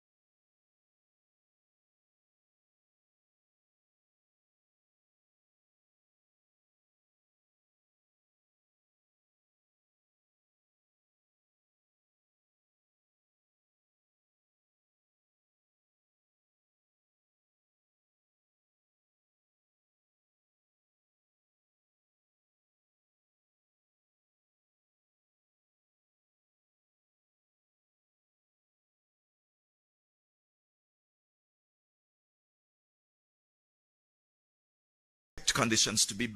However, I want to point out that area of showers that extends from the general mass of clouds associated with the hurricane, but extends over western parts of Hispaniola, over Haiti, and all the way to the south of Jamaica. That's the spiral band that is supplying the system with a lot of moisture and energy. And so we see that we could experience some of that activity as the system continues to move northward. So we are still in an unstable situation. We will likely experience more shower activity over sections of the country. We could also experience some strong gusty winds from time to time across the island, but generally we're seeing that conditions are still very unstable. anywhere across the island could experience some rainfall. But let me show you where the likelihood of most of the rainfall is expected to take place. Because on this picture, we see that the deeper greens over northern parts of the island, north central, northeastern parts of the island, that's where we expect most of the rainfall. About 2 to 4 inches of rainfall, 50 to 100 millimeters of rainfall expected over sections of the island, and that's where we expect that to occur. Over the southern and western parts of the island, we do expect that we will still experience some amount of rainfall as well. Periods of rainfall, outbreaks of rainfall may not be heavy, but we do expect maybe 1 to 2 inches of rainfall. That's 25 to 50 millimeters of rainfall over those sections of the country. So you will still experience some rainfall. We are going to, we have issued our last bulletin where we consider threat to the island from this hurricane. So that was issued at 8 o'clock today. Further information on this system will be communicated, however, by the Meteorological Service through regular news releases, also informing you of the latest position of the hurricane, even though it's no longer a threat to us here in Jamaica. And we'll also be communicating that there is a flash flood watch that's in effect at this time, just in case that we do have those heavy rainfalls occurring over sections of the country. Flash flooding is still a possibility, and so we have a flash flood watch that will be in effect for sections of the country, primarily in the north, where the greater likelihood of heavy rainfall exists at this time.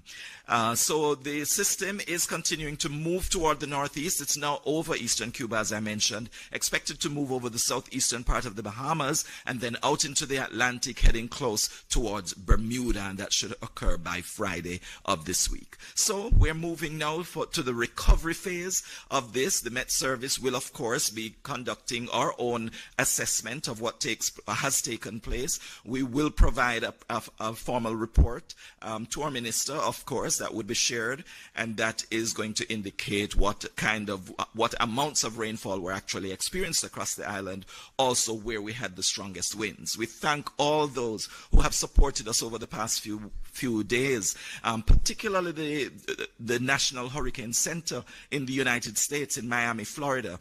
They have been constant support to us, and generally the National Oceanic and Atmospheric Administration of the U.S. has really been providing us with information and ensuring that if we needed anything, they would make sure that it was made available to us. We also want to thank the Caribbean Institute for Meteorology and Hydrology in the Caribbean that has been supporting as well with modeling products that come out of their area. They ensure that they monitor what kind of storm surge, what kind of rainfall, how the winds will be moving across the island, and we want to thank them very, very generously at this time.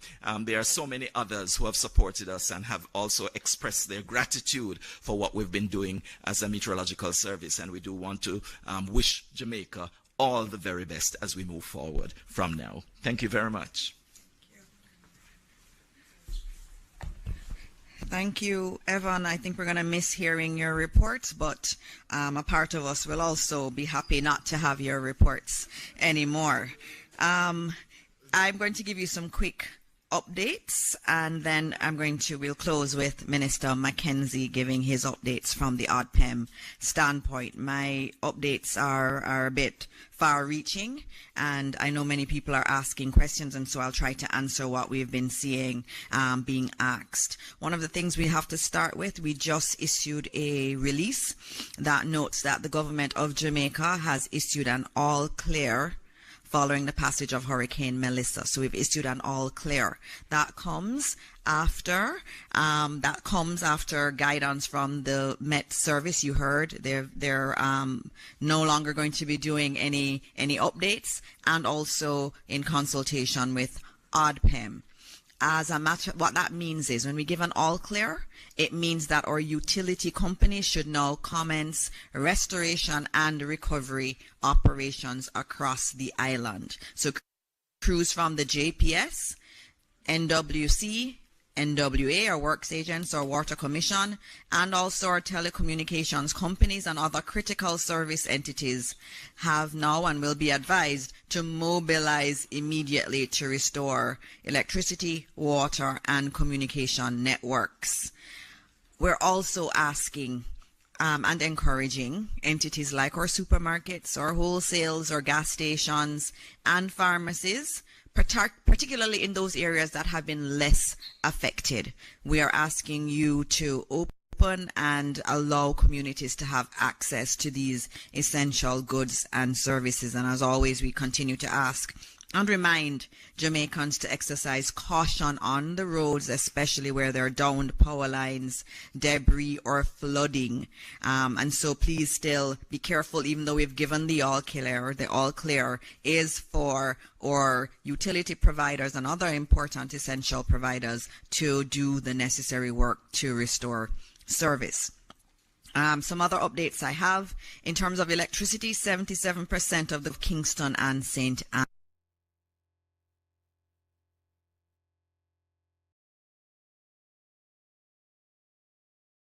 water. There were just a limited number of systems down last night, a little bit over 70, but we have about 700 water systems that were down. Overnight, some of them may have lost power. So we do expect that number to go up, but for the most part, our water systems held up quite well. Turbidity is a concern, and so that may also throughout the day affect water supplies. In terms of our telecoms providers, they are getting assistance from Starlink to use satellite technology to assist many of our individuals and our companies to get back online. I know so many people have said they cannot reach their families in Western Jamaica. That's because of damage to the telecoms infrastructure. As you would imagine, a Category 5 hurricane is catastrophic, and so it would have left significant damage, and so that's why we're not getting communication. I finally got some communication just now from some individuals in Montego Bay. So slowly we're getting some of our systems back up, and you should be able to reach your families, we're hoping, very soon. The other question we're being asked about is the airports. We are working to have Norman Manley up by tomorrow to facilitate relief flights. That's dependent on the assessment that's done today. As we speak, Minister Vaz, or Minister of Energy, Telecoms and Transportation, he is up in one of the choppers. He is assessing the damage at that airport. He's also looking at the Ian Fleming Airport to see if that is an alternative. We will not be able to give any information on Sangster International Airport in Montego Bay at this time. When we have that information, I will provide that to you. In terms of our roads, the National Works Agency has been given the all clear. They're already out there clearing major thoroughfares as best as possible. Obviously, in Western Jamaica, it may take more. We also know that in the center of the country, in Clarendon and in Manchester, there was a lot of damage, a lot of flooding too. And so they're out there assessing and doing and clearing the roads as quickly as they can. In terms of overall damage assessments, I think that's what everybody wants to know. What's the damage? It is really too early for us to say definitively what's the damage. We know it is Western Jamaica that had the brunt of the impact. We will have to give you that in the coming days. But right now, later today, the Prime Minister, Dr. the Most Honorable Andrew Holness, will be surveying the country. He will be going to St. Elizabeth, I think flying to St. Elizabeth, Manchester, Westmoreland, and also St. James as conditions allow. As I said before, Minister Vaz is with JPS and is looking at the electricity network and also at the airports to be able to give an assessment there. The Jamaica Defence Force, or military, is also out doing their assessments. We'll get more information soon. And Minister Tufton, or Minister of Health and Wellness, is also going out via helicopter to look at the damage to the hospitals, because that's also a key priority. So as soon as they have come back, we will be able to give you information and better guidance in relation to the damage. In terms of schools, we've been asked that quite a bit. We are still getting the assessments from the schools. We know there is significant damage in Western Jamaica. We will get those details as soon as we can. Individuals are also asking about the catastrophe bond that Jamaica has. We expect it to be triggered. I can't tell you that it has been triggered. We expect it to be because of the level of rainfall and also the wind speed and the barometric pressure of that hurricane when it hit Jamaica. So there are many reasons that it would be triggered. And so we expect that it will be triggered. And once it is and we have confirmation, we will tell you that. In terms of the opening of government offices, we have asked the permanent secretaries in all of the ministries to do their assessments so that a decision can be taken. Our goal is to have our ministries open to be able to essentially services as quickly as possible, especially in Kingston and St. Andrew, where we've had minimal damage, and also in St. Catherine. And so the permanent secretaries are doing that. I'm seeing some of the assessments come in already, and so we thank our permanent secretaries for that. And so as soon as we can, we will start opening up our ministries for the essential services. Not everyone, and we haven't given an all clear for all ministries to open, but some people are very essential, and there are some operations that are central to the country getting back up on its feet. Our goal is to bring back up Kingston. Kingston has 1 million citizens, and so it is important that we get Kingston back up. It was not badly damaged, and we are grateful to God for that. And where there has not been much damage, we will bring those areas back. It's the same thing with electricity. The JPS has said that they will start restoring those areas that had minimal damage. So in Kingston, St. Catherine, St. Thomas, we'll start to see electricity being restored more quickly, and then they will be damaged areas. Those are the key updates I have for you. Just noting that based on Mr. Thompson's diagram, and so yes, it has moved past Jamaica, but it is going to affect some of our regional brothers and sisters, and we pray for them like they were praying for us. And so we pray for Cuba, we pray for the Bahamas, and we pray for Bermuda, as they are going to be seeing the effects of this hurricane that has so devastated parts of Jamaica. And so those are my quick updates. Hopefully I got through most of what was needed. I will now hand over to Minister Mackenzie, who will give you the update from our Office of Disaster Preparedness and Emergency Management standpoint. Thank you, Minister Dixon. I just want to say pleasant good morning to all Jamaica, and for those in the western part of the island who was impacted severely, just want to reach out and to say that we are all in your corners and we are hoping for the best. The first question I want to respond to, I keep getting a lot of messages about fatalities. We are not in a position to speak about any deaths because we have not had any reports of any deaths so far. So we cannot presume that there are deaths. I'm hoping that there are no deaths to report on, but we are not in a position to make an official statement on deaths because we have not received any such information.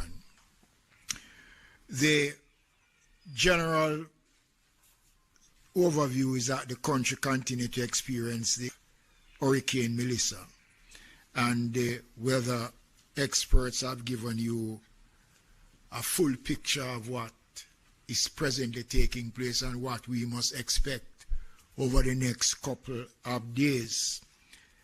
I want to speak a little about the situation in St. James, which was severely impacted yesterday. The Barnett River overflowed up to 16 feet of water, covered sections of Montego Bay, Westgate, Catherine Hall, Howard Cook Boulevard, the Freeport, Alice Elmire Drive, Barnett Street. Public infrastructure was severely impacted yesterday in the city of Montego Bay. The infirmary was damaged. The municipal corporation, 2 floors was flooded out. Jarrett Park, where the homeless population was housed, we had to remove them to a different location. The St. James High School was being used. There are problems there. We know what is happening at Sangster International Airport, and following the tour, as Minister Dixon said, there will be a full detail on the state of the Sangster International Airport. We have now been getting some level of communication between sections of Trelawney, St. James, Hanover, Westmoreland, and St. Elizabeth. And most of the calls that we have gotten are distress calls. Persons trapped on roof. The JDF and the Jamaica Fire Brigade, up to last night, we were contemplating what sort of approach to take, especially to Catherine Hall. But based on the conditions that existed, the first respondents decided that they would move, and as I speak, they are presently moving, especially in the Catherine Hall area and those areas, to see what the conditions are and to take persons out who are in need of getting out. Already we know the situation with the Ministry of Health and the number of health facilities that has been badly affected. The Black River Hospital has been devastated, for want of a better word. Falmouth in Trelawney, Cornwall Regional, the Noel's Homes in Hanover, and as I said before, the Black River Hospital, Percy Jr. in Manchester, Lionel Town, and the St. Anne's Bay Hospital have all had some effects from the hurricane, and steps are being made. But you know, Jamaicans, in the middle of all of this, a baby was safely delivered under emergency conditions. So there is a Gilbert baby, a Melissa baby, and we want to commend the team who responded to that. And there are, as a matter of fact, we have information that 2 other additional deliveries occurred.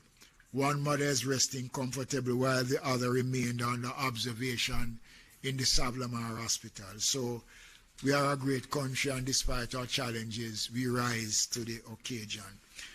Our road infrastructure, we have not had a full rollout yet of the damage, but I know there are a lot of block roads. The municipal corporations, the National Works Agency, already the National Works Agency was active last night in clearing access to the road leading to the Palisados Road and other main roads. So by the public will see some general activities on our roadways, making the roads accessible so that persons can move about. Fallen trees. I'll be meeting in a short while with the Jamaica Fire Brigade and the Municipal Corporation and the National Solid Waste Management Authority to map a strategy as to how to approach fallen trees. I want to urge the JPS to move, especially within the corporate area and other areas where there are fallen lines. And I said it yesterday, and I want to repeat it again this morning. We are now in the process of beginning the cleanup exercise on our main roads. There are a lot of lines that are down. So we want persons to be very cautious in doing so. We have flooded roads. The NWA team is mobilizing to clear block roads and to assess damage. As conditions improve, some of the roadways that were affected are Dalvey in St. Thomas, Hampton Green in St. Catherine, Caledonia Road in Manchester, and other roads right across the country. So we are just being specific based on the information that is coming into us. And by now, all the municipal corporations that can access their various municipalities will be out doing what is necessary. The question of search and rescue, as I spoke about that is being undertaken in a meaningful way, and all the necessary things will be done to ensure that persons who need to get out is in a position to do so. Our shelters is seeing now more than 25,000 Jamaicans. And since last night, more persons have been going into the shelters. And especially in the parishes that have been badly affected, a lot of homes have been destroyed. So persons now are going to the shelters. We are going to be looking at a long-term basis as to how we are going to deal with the numbers. I want to say to all shelter managers, parish disaster coordinators, and to the municipal corporations, no one must be turned back from the shelters. No one. And we are not contemplating in closing any shelters now. Once we have done the assessment and to see which shelters can be closed, we will do so. But for the remainder of this week, no shelters must be closed. All shelters must remain open. We are now going to be moving, working now closely and based on the direction that has been given, to start now to position ourselves, to start to have relief supplies going out to the various areas once those areas can be reached. It is not going to be an easy road, Jamaica. We have seen the extent of the damage. It is going to take a lot of time. I know that person's patience is not going to last for much longer, because when you are in need, persons want us to break the rules. While we are prepared to do everything to accommodate speedy response, we also have to be mindful of the protocols that exist and the fact that we have to be accountable, and we don't want to be accused of doing anything that is not within what the law requires us to do. I am quite sure that persons have waked up this morning wondering what their future will be like. As I said yesterday, the government is here. We are committed. We have already started to put the necessary things in place, and within the next couple of hours leading in tomorrow, you will see a lot more, and by late this afternoon into tomorrow, a more comprehensive report on the status of the country and where we are will be provided. But I can also assure you that during the day, if it needs be, we will provide information as best as possible. Thank you, ladies and gentlemen. Thank you, Minister. And this is the end of our press conference. As we end, we know that there are a lot of Jamaicans who are hurting, who are displaced, who are concerned about their future. As Minister Mackenzie said, no, we're here. The government is here. The entire country is here. And we're going to rally behind all of those in Western Jamaica as we also pray for them and pray for this wonderful country that we all love. And so we will see you again very soon. We'll put out a notice on when we'll have our next briefing, which will give you more information once we've done the assessments across the country. Thank you. And as always, God bless Jamaica, land we love.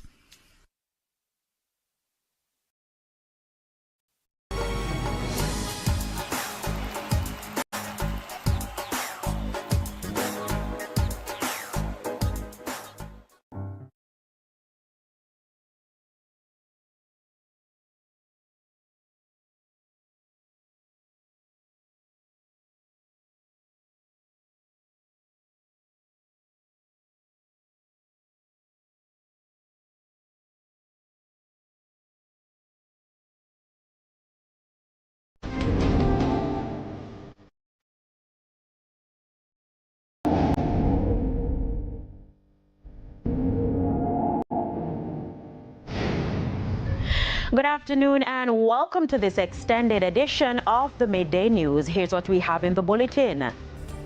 Hurricane Melissa to make landfall. That's not correct. All clear issued for the island. Flash flood still likely across the island. And Reggae Girls beat Trinidad 4-1 in friendly international. Thank you for joining us. I'm Kerry Simpson. Here are the details. Up first this afternoon, Transport Minister Darrell Vaz is adamant the island's main international airport must be reopened today or as soon as possible to at least start receiving relief supplies for those worst affected by Hurricane Melissa. TVJ News is on a tour of the island's airport with the minister. Krista Campbell has the details. Only this helicopter on the tarmac at the Norman Manley International Airport in Kingston. It's the vehicle taking Transport Minister Darrell Vaz and his team on a tour of the island's airport facilities, which he insists must be reopened quickly to receive relief supplies at the very least. We have gotten away with minimal superficial damage in isolated areas. From all indications, after discussions with the JCAA and AAJ and the operator, that we should be in a position to get the airport back reopened as early as this afternoon. They will finish their assessment and report back to me within an hour, hour and a half, and the country and the world will be told. That is immediately for relief flights, which we have a number of requests pending, and secondly, commercial operations. I've indicated to them that that is priority. There are people that we need to get out. There are people who are here stuck as tourists and locals who are here on vacation that want to go back, and there's a lot of anxious Jamaicans and other persons who want to help that want to get in.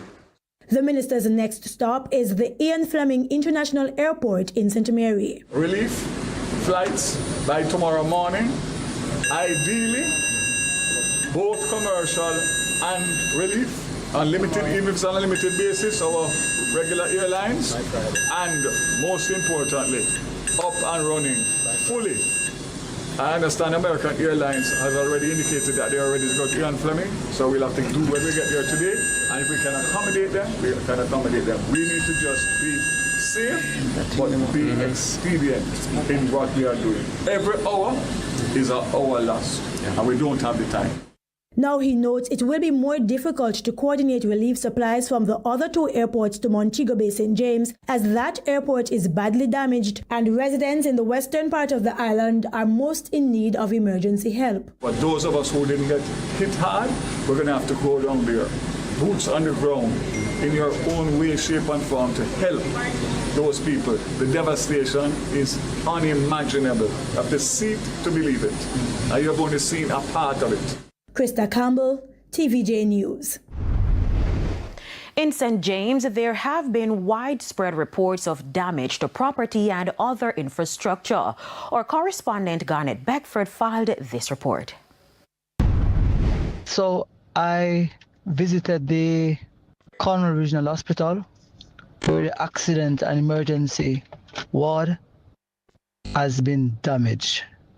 Nurses there said that it was a nightmare for them last night because all of the accident and emergency ward damage. Then I left from there to Catherine Hall and the West Green and all of that area, because the Bonnet River came over and flooded out the community. The road, the intersection of Fairfield and Catherine Hall, damage. I mean, it's just pure mud on the road. It's down here, it's chaos. I leave from there and then came to the Barney Street police station, where the barracks, the roof has been gone. There is no barracks, so the officers have nowhere right now to sleep. And all the offices on the other side of the police station, the roof's gone. Then I leave from there and went to the People's Arcade. Persons came in and loot out the stuff after the storm. So the vendors are saying that they lost everything. Then I went to the typhoid clinic, which that is a major clinic for St. James, because it is one of the clinics that takes off the pressure from the Cornwall Regional Hospital. The South Gully came over and it flooded out the entire clinic. All the offices had a lot of silt right now and water. And so the back where the pharmacy is, the roof came off. So right now the clinic is underwater and silt. It's a devastation, and some of the vehicles, the ambulance, some of them got damaged. Glass smash. So the entire clinic right now is a devastation. Down here is a disaster. The Freeport Wharf, it's gone. The BPO sector, gone. The entire St. James has been devastated. So that's where we're at right now. We'll give you more update as the information coming and as I visited other communities to see what is happening in the communities. And devastation in Bull Bay, a community once bustling with life, is now struggling to recover after Hurricane Melissa tore through the area, leaving a trail of disaster, of destruction. Alia Bryant reports. And we'll come back to that story. We head on over to Clarendon, where our reporter Dwayne Anderson is seeing how residents are picking up the pieces. This area in Ballards River in the northern part of Clarendon is really ground zero for a lot of the recovery and restoration effort that will be needed here in Clarendon for today. As you can see behind me, a significant part of the mountainside has collapsed on the main road that links Mapen to as far as Frankfield and beyond.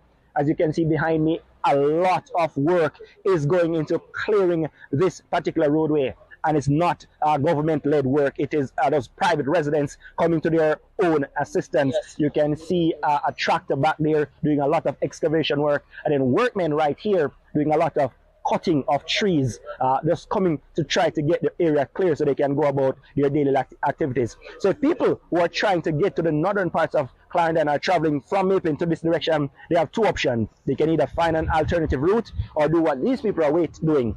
They can wait. I'm going to bring them in now and talk to them shortly. Sir, remind me your name, please.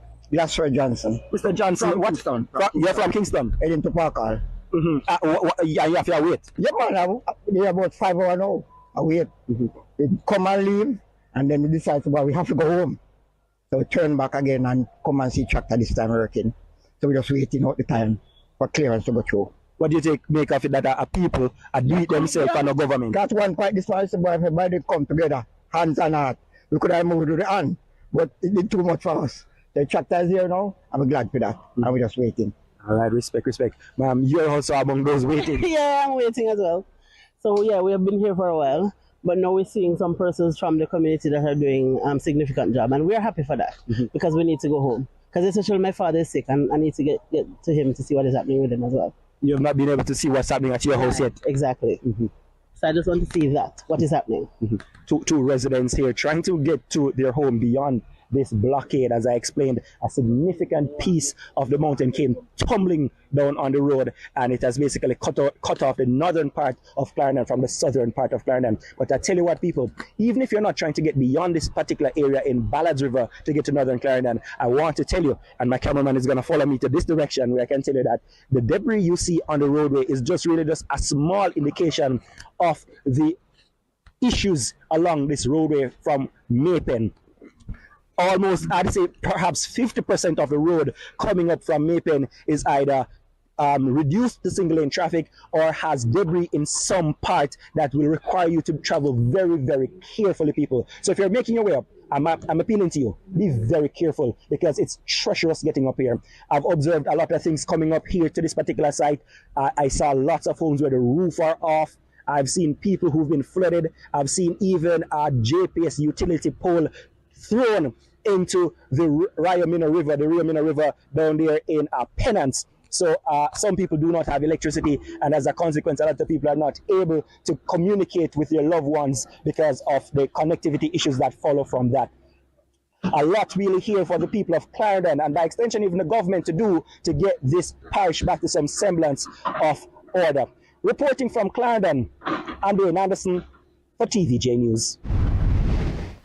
Thank you, Dwayne. We now go back to our earlier story about devastation in Bull Bay. A community once bustling with life is now struggling to recover. Here's Alia Bryant. Several roads remain blocked with fallen trees and downed power lines, making access difficult for emergency services. Homes have been damaged and roads buried in debris. Now one resident, Venetia, is coming to terms with the harsh reality of Melissa's wrath. So we have 13 of us that lives here, 13 children and 3 adults. I'm not working now. My sister is working. She works for the government, and she was asking for assistance prior to this time. And unfortunately, I have to let the kids stay by a friend. And now I am here trying to pick up the pieces. I don't know what to do, honestly. I don't have any help. Nothing. So any assistance to do. Around 5 p.m. yesterday, floodwaters began to swallow sections of the community, forcing residents to flee for safety. Apparently, right now we have 5 bedrooms in the house, 1 bathroom and a living room. And the back house is 2 bedrooms and a bathroom and a living room. When did this happen? Just last night, and I have to leave in a hurry. I spent some time over by my neighbor, and I just don't know what to do because I lost everything, kids' clothes, everything. Tell me about the experience through the period. What happened? Well, it was horrible. I thought it would be calm, but it was horrible. Venetia recounted what happened as the tragedy unfolded. The first part, the front part of the house right here, as I say, it lifted off and blew away. So that is when as I said before, that is when I started to get the kids out and my 2 other sisters. So, and one of my sisters, she has a heart problem, so she started to panic and she lost her medication in the house. So, because we were moving so fast, everything happened so fast. So, and this is the result. She says any assistance that can be given would be greatly appreciated at this time. We need food, we don't have any shelter, and we just like to see if we can get any money to rebuild. That would be great for now. And until the school reopens, uniform, because we don't have no uniform for the children. And one of them is going to high school right now. I will be here. You can contact me at 317-2099. 317-2099. And your name is? My name is Venetia. Now residents are holding on to hope even as they face the daunting task of rebuilding. Aliyah Bryant, TVJ News. And St. Thomas received its fair share of battering from Hurricane Melissa. Jamila Maitland has a roundup of the damage in St. Thomas. The Negro River has transformed Old Road in Danvers Pen into a stream, rushing into people's home and into their yard as if they were the unwelcome visitor. Now, this was the furthest I'm able to go upstream, but people have evacuated so far. Take this home, for example. The watermark, still barely dried, just shows evidence of how high the Negro River would have come when it broke its barrier around 2 a.m. on Tuesday. Dr. Michael and Jonas, I'm begging you, please, Danvers Pen people need help now because the river upon the road. It's really on the road. It's on the road now. We need help right now. Over in Bath. Water all over the field. When I came out, like the water reached my knee. Really? Straight round. People have to evacuate from their houses. In Bamboo River. St. Thomas residents are heeding the warnings after heavy rains Tuesday morning caused serious flooding to their homes. These are the before and after videos in Danvers Pen on Sunday, October 26. Then on Tuesday, October 28. On Copper Lane in Bath, residents look on in disbelief at the sight of their neighbor's house being held up by prayer. Right now, my next step, I don't even know. Right now, I'm nervous. Right now, I'm talking to you and I'm nervous. Another heavy downpour and his house could vanish in the river, just like his car. I lost my car. The car was where? Right. The car was parked? The car was parked there. And it swept away. The river take it away. Yeah. And in the true spirit of being thy neighbor's keeper, they've opted to store his furniture for him. 3 other homes are impacted. Now what you're looking at is the Plantain Garden River and the Island River meeting here in Bath, St. Thomas. But according to residents, this wasn't the original path of the river. Now I'm going to ask my videographer to just zoom in to show you its original path. And just below that, there's an island with no mature trees growing in it. That was where the river used to go. The river continues to break its barriers, threatening homes and everything in its path.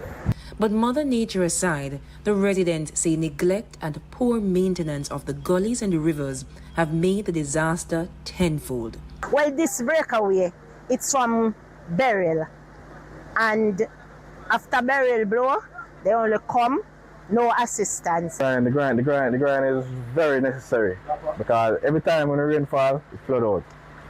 The only solution to this gully is to put the wall right. The police, fire brigade and municipal corporation are closely monitoring the areas.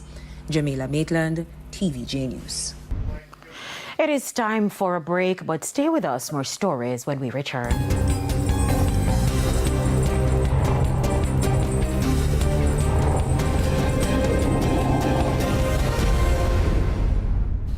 Welcome back to the Midday News.